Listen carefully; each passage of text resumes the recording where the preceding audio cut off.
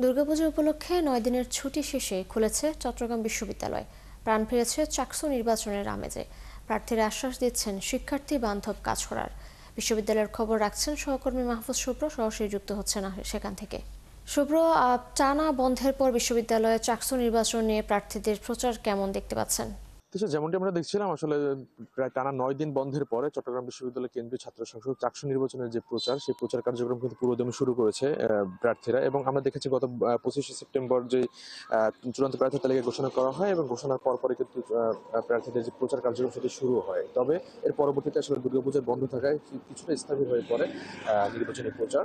এবং এর পরবর্তীতে আমরা দেখেছি যে তখন কিন্তু আসলে প্রার্থীরা তাদের প্রচার কার্যক্রম চালানোর জন্য কিন্তু সামাজিক যোগাযোগ মাধ্যমকে বেছে নেয় এবং তারা বিভিন্নভাবে তাদের যে আসলে কার্যক্রমের তারা কি করতে চায় আসলে শিক্ষার্থীদের জন্য সেই বিষয়গুলো কিন্তু তারা সামাজিক যোগাযোগ মাধ্যমে তারা কিন্তু প্রচার করার চেষ্টা করে।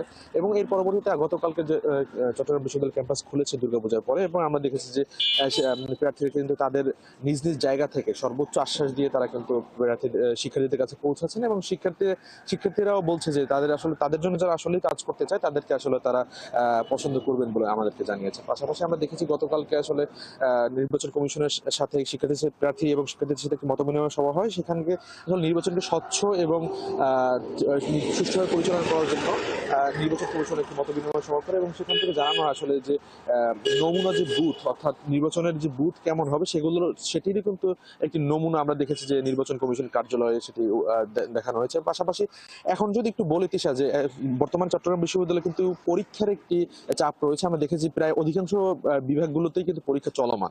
সেই পরীক্ষা চলমান থাকাকালীন সময় আসলে নির্বাচনের যে কার্যক্রম সেটি আসলে কিছুটা বাধাগ্রস্ত হলেও কিন্তু প্রার্থীরা থেমে নেই। তারা হল থেকে শুরু করে অনুষদ থেকে শুরু করে ঝুপড়ি থেকে প্রত্যেকটি জায়গায় আসলে তারা শিক্ষার্থীদের পৌঁছানোর চেষ্টা করছে, এবং প্রার্থীরা তারা আসলে তাদের যে কার্যক্রম সেই কার্যক্রম কি করবে সেই আশ্বাস নিয়ে কিন্তু শিক্ষার্থীদের কাছে পৌঁছাচ্ছেন। তিশা, আপনাকে যুক্ত হবার জন্য। আপনি থাকুন, খোঁজখবর রাখতে থাকুন। নিশ্চয়ই পরবর্তী সংযোগে আমরা আবার আপনার সাথে যুক্ত হব। দর্শক, টানা বন্ধের পর বিশ্ববিদ্যালয়ের চাকসু নির্বাচনের খবরাখবর নিয়ে যুক্ত ছিলেন আমাদের সহকর্মী মাহফুজ শুভ্র।